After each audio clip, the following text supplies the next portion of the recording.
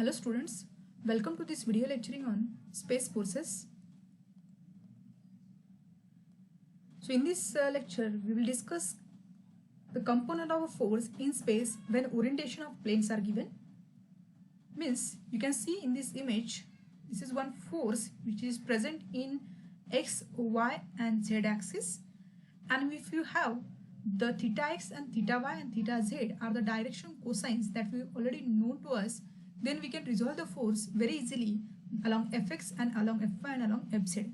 That is, fx become f cos theta x, fy become f cos theta, and fz become f cos theta z. But when the force is having the angle with one of the axis is only given, means only theta y is given, and the projection of that force, means you can see the projection with this yellow color, this projection of that force in another plane is given, means angle of that projection plane is given, that is phi.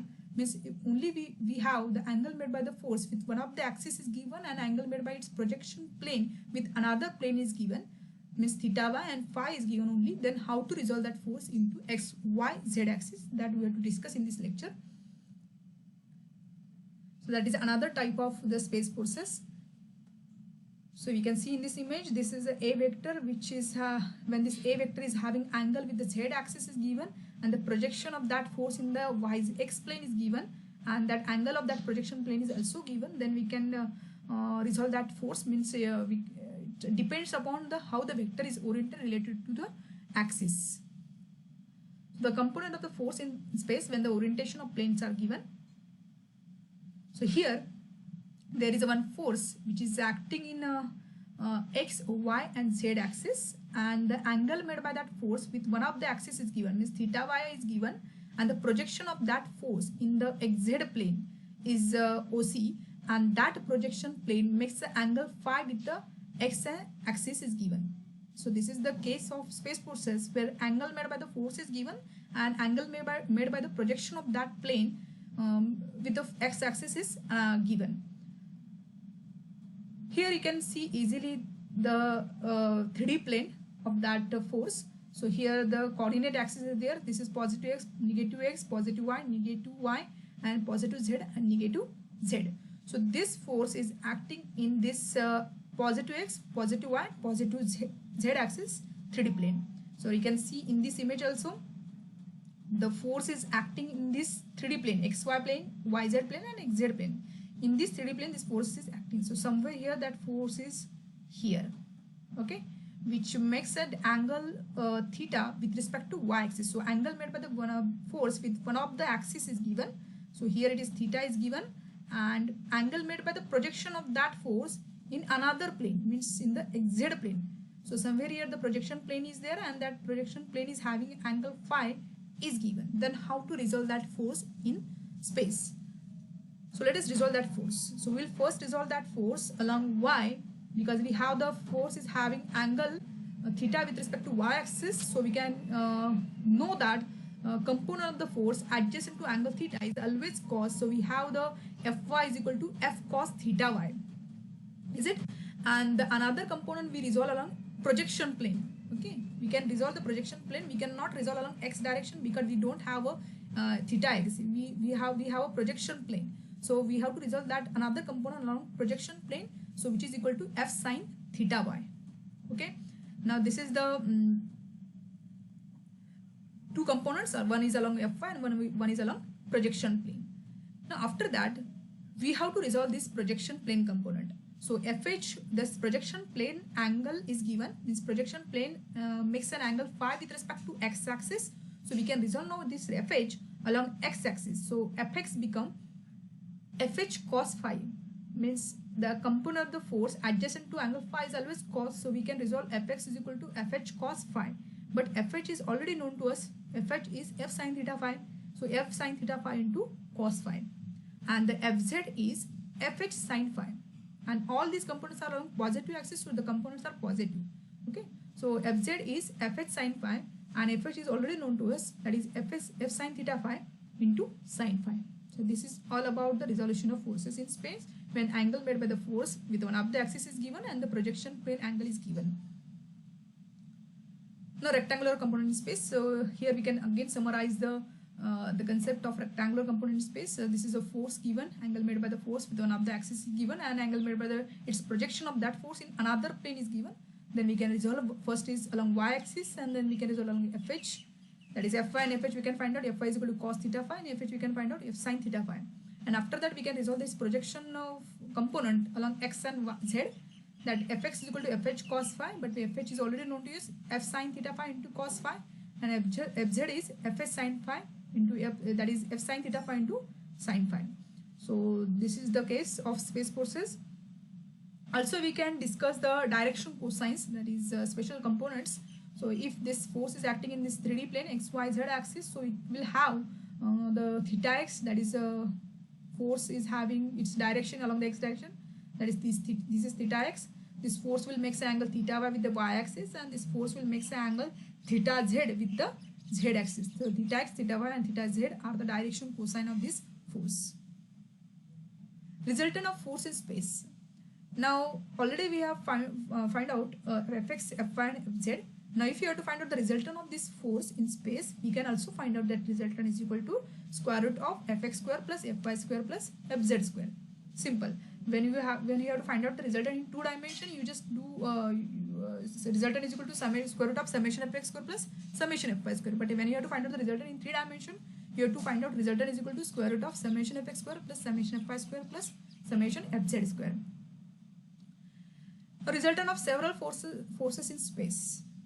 Now if number of forces are acting in space which are in concurrent force system and in non-coplanar force system, then you can find out the resultant of that forces by resolving the one by one force in 3 dimension. Means you can resolve first F1 force in XYZ, then we can resolve F2 force in XYZ, you can resolve F3 force in XYZ, and after that we can find out resultant is equal to summation Fx plus summation Fy plus summation Fz.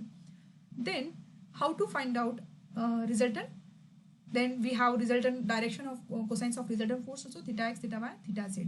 Okay, somewhere here the resultant will lie in the 3D plane. So resultant we can find out after resolving each force. We can find out resultant is equal to summation Fx square plus summation Fy square plus summation Fz square. Then we will take one numerical to discuss this topic. Find the component of force along the x, y and z direction.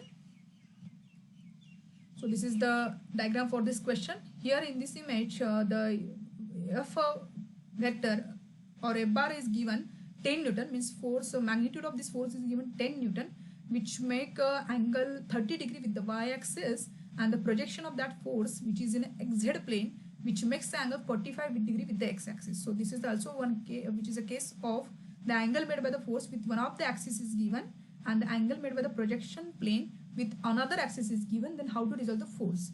So let us resolve first F bar along y-axis and along projection plane.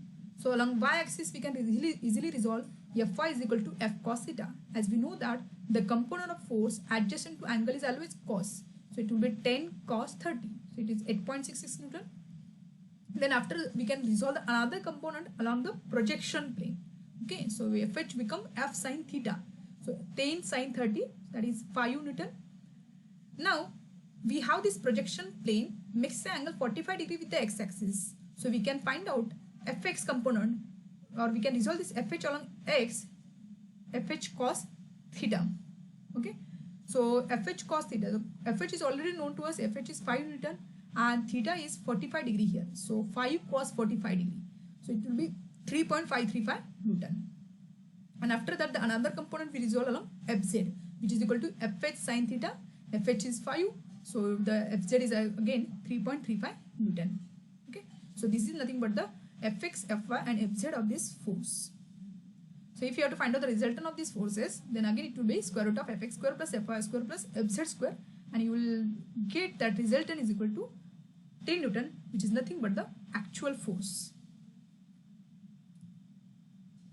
Again we will take another numerical where we will resolve the two forces which is in concurrent force system. So determine the component of 6 kN and 4.5 kN forces as shown in the figure. So this is the diagram for this question. So in this image, this 6 kN force is there, and this is another force 4.5 kN. If you see the 6 kN force, this force is acting in 3D plane x, y and z axis, And if you see the 4.5 kilonewton force, this force is acting in 3D plane minus x plus y and plus z. Okay, so let us resolve, or let us find out the component of force one by one. So component of 6 kilonewton force. So we have a component of 6 kilonewton along y, because the 6 kilonewton made an angle 25 degree with the y axis. So we can easily resolve the along Fy.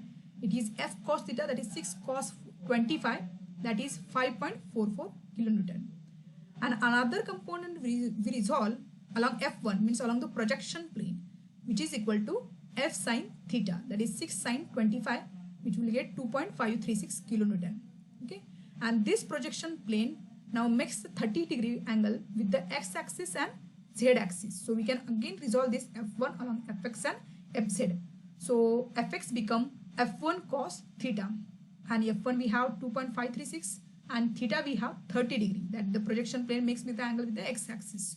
So we'll get the Fx is 2.196 kilonewton. Now after that we will resolve the force in along z. So another component of Fz will be F1 sin theta. So 2.536 into sin 30 will get the Fz is 1.268 kilonewton. Okay. Now next we'll see component of 4.5 kilonewton force. Now if you see that 4.5 kilonewton is acting in the 3D plane minus x plus y and plus z. Now this force is making an angle 35 degree with the projection plane first. So here they have changed the angle orientation of the force. Here they have made first the force angle is given with the projection plane. Okay, so we have to first resolve the force along y and along projection plane. So along y we can resolve, because here the component of this force adjacent to this 35 degree angle is a projection plane. So we can resolve first this force along projection plane F cos theta.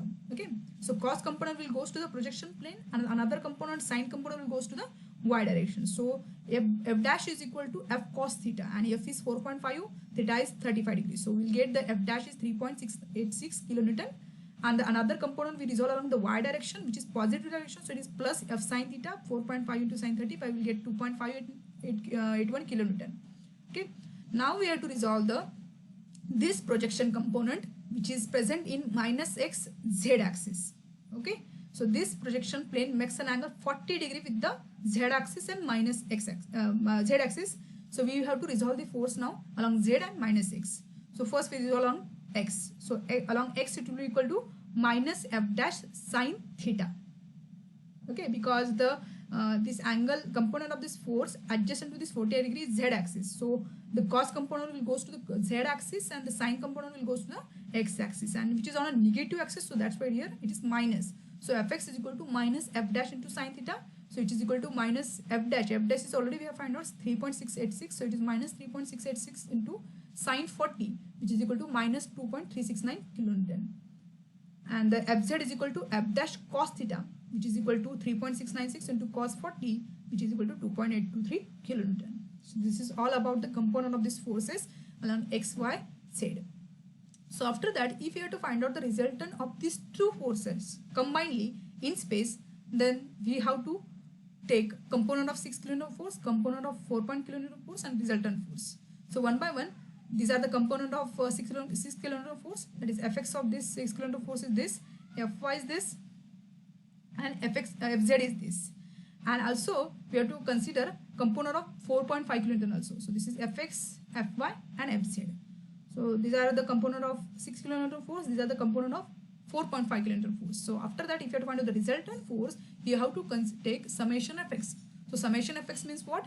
You have to add x component of these two force. So x component of these two force, when you add it, fx of the 6 kilonewton, fx of 4.5 kilonewton, you will get summation fx is minus 0.173 kilonewton. When you add, when you have to find out summation fy, then you have to add fy of 6 kilonewton and fy of 4.5 kilonewton. You will get the summation of fy is equal to 8.021 kilonewton. And when you have to find out summation fz, you have to add the fz component of every force. Then you will get the fz is equal to 4.0191 kilonewton. So that's all about the resultant force. And when you have to find out the resultant force after doing the summation, the resultant is equal to this, and you will get the resultant force is equal to 9 kilonewton. So this is the magnitude of resultant. After that, if you have to find out the direction cosines, it's very simple. Direction cosines you will find out cos theta x is equal to summation of x upon f. We will get the theta x is this. Cos theta y is equal to summation of y upon f. We will get theta y is this. And if you have to find out cos theta z is equal to summation of z upon f, we will get the theta z is equal to this. This is all about the direction of the resultant force.